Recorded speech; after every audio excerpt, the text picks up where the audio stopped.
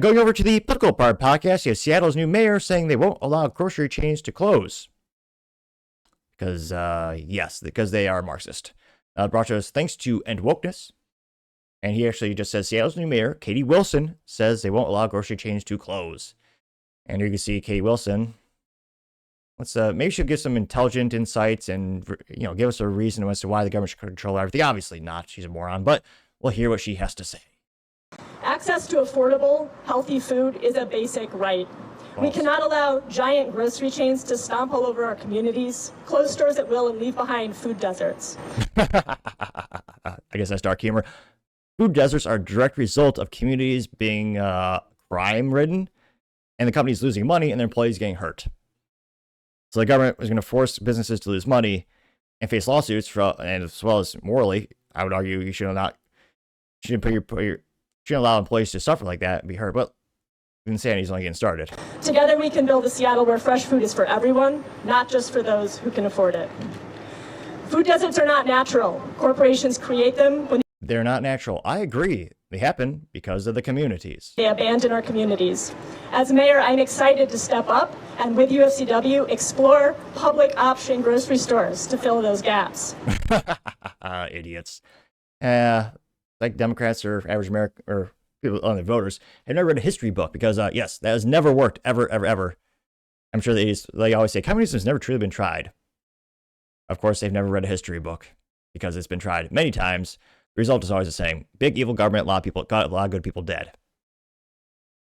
And this is the same cliche thing that people keep saying, these businesses are evil. They're creating food deserts. No, you are. The communities are. Now, again, there are good people in those communities. It's not like these communities are 100% criminals. And it's sad because the good people are getting hurt because the bad people keep robbing. I mean, and eventually these businesses, especially now, they're saying, no, we're done with this crap. Not only are employees being insulted and assaulted, and theft is so bad, we're not making profit. One of the biggest misconceptions, and politicians always, especially Democrats, say these grocery stores are so greedy. They're not. A grocery store is one of the worst investments ever. That's why, if you ever read the news, there's not like a new up-and-coming grocery store that's being started today. Venture capital in Silicon Valley isn't going to start a grocery store. The grocery store industry average profit is less than 2%. That's why there's so much more money in other industries like tech. Even automobiles are more profitable than a grocery store. When you're buying groceries, I mean, in terms of value to the consumer and having very little profitability, you're getting a great bang for your buck. Now, some food manufacturers, they sometimes make a little bit more money. Again, when you're talking about the actual grocery stores, it's sub 2% profit. Industry average is about 1.8%. So if they have a couple of bad issues or a couple of bad choices, a couple of bad calls, all of a sudden they go negative. And again, some of these stores make mistakes. They're not saints. But in terms of creating food deserts, they're doing it because they can't afford to keep doing business there. Even Walmart, which is famous for every once in a while they have a loss leader, they'll make money eventually. Set up a new store. Even Walmart in 2025 said, "Hell no, we're done." They had 3 stores in Southside Chicago, whereas in the Midwest, we call it Chirac because more people will die in Chicago than Iraq when we had soldiers over there. Walmart said, we're done. There's a store, again, one of those stores, it was in the south side of Chicago for 17 years, and it never turned a profit because the theft is so rampant. When you look at places like San Francisco, where a couple years ago, they basically made crime legal when they took a theft up to $900 from a felony to a misdemeanor, which again, with the U.S. criminal justice system, with the mass volume business that it is, they usually plead down so they don't have to go to court and spend that time and money to do that process. They just plead down to basically nothing. And then, the woke district attorneys sometimes just, let them off the hook with a slap on the wrist, or more accurately, maybe just a slight tap on the wrist. These companies cannot afford to do this. Again, 17 years in business at that site, Walmart never made a profit, and they closed the store and everyone's irate. Like, oh, Walmart's so evil. Again, Walmart's not perfect. I shop there personally because it is a great bang for your buck to the consumer. And the groceries are damn affordable. It's one of the most affordable places to get groceries and get all the knickknacks you might need at the same time. And they tried several in the U.S. I believe, what was it a couple of weeks ago? It was not Louisville. Is it Missouri? There was a city-run grocery store. It obviously went bankrupt and belly up pretty quick. Just think of the DMV, one of the best metaphors for the U.S. government. Whether Republicans or Democrats are in charge, a lot of these entities like the DMV or the Postal Service are woefully inept and terribly run. The grocery store that's run by the state, not only did the shelves go bare pretty quick, there's even more theft, there's even more crime, and it just didn't work. So again, these food deserts, if you really want to fix them, conspiratorially, I almost think politicians don't want to do that, because if they actually solve a problem, then they can't campaign on it. That's why a lot of the themes you talk about in politics are kind of consistently the same, core issues, past couple decades.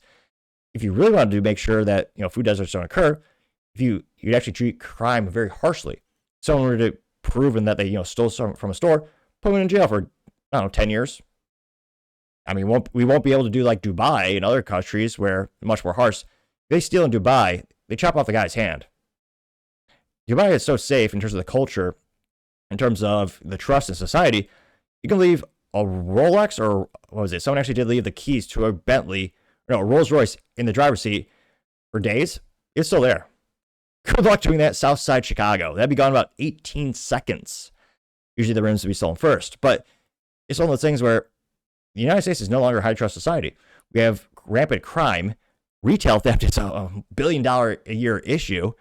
Again, that's not just individual stealing, but also organized crime. That's variable as well when it comes to retail theft. If you want to solve these grocery deserts, you need to ramp up police presence. You need to treat crime extremely. You need to be really harsh on crime. 1 or 2 strikes, you're out, kinds of things. I always hate when people. There's the most rudimentary argument when you talk about food deserts and retail theft. People always say, "Oh, they're just trying to feed their families." AOC famously said that. Hilariously enough, they're not ironic, it's just reality. They're never stealing actual high nutritional food. They also never steal Bibles or work boots. They steal a lot of, frankly, junk food, which really isn't good for you nutritionally, doesn't really fill you up in a good way. And again, if the stores were making money, if they were safe, they wouldn't leave. They would still be there. And it's sad because, again, it is not, communities have good people and bad people. The bad in the community, it is rooting for everyone. So now if you're one of the good guys in the community and they close down all the grocery stores, now I got to commute even longer to the groceries, which takes time, money, energy. It's not easy. But again, having the state-run grocery store is not going to work. It has never worked. And a lot of foolish people are believing politicians, which I don't trust most politicians as far as I could throw them. And I work out a fair bit, so that's maybe saying something. Now, go in the comments, again, they got 1.9 million views and 11,000 likes. Rand Wokeness actually responded first saying, quote, "Food deserts aren't natural. Stores create them when they leave our community."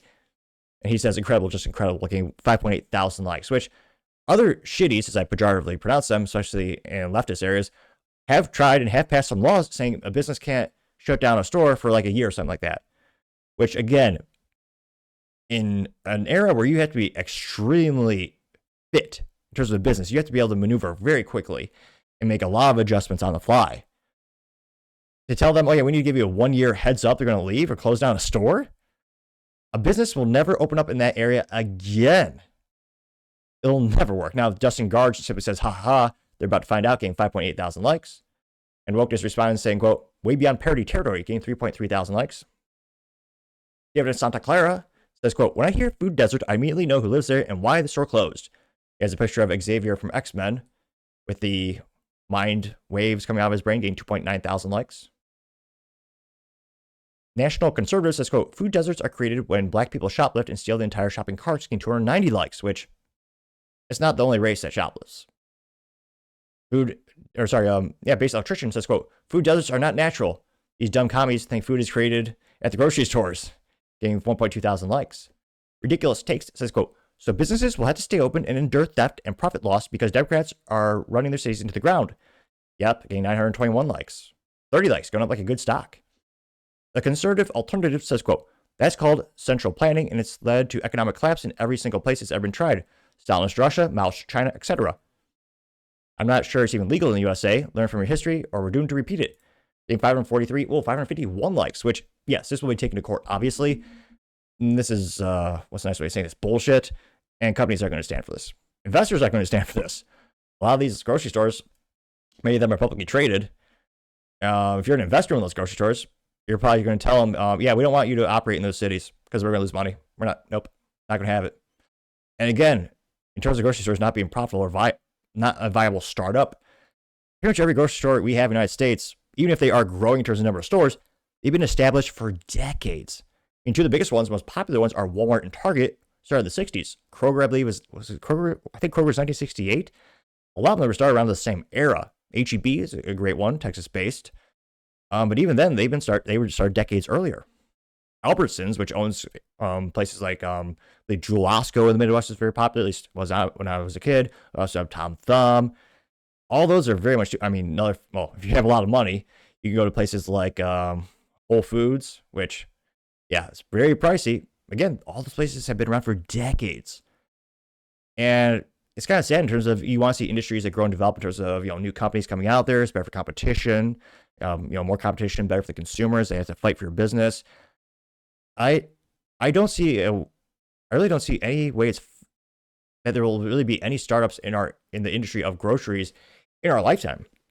Because again, if you look at profit margins of 2% on average, or sub 2%, I mean, pretty much any other startup's gonna make you more money. Even if you decide to do, again, not financial advice, even if you just take your money and put into an index fund like the S&P 500, historically that's grown 8 to 12% when you average it out for about 100 years every year.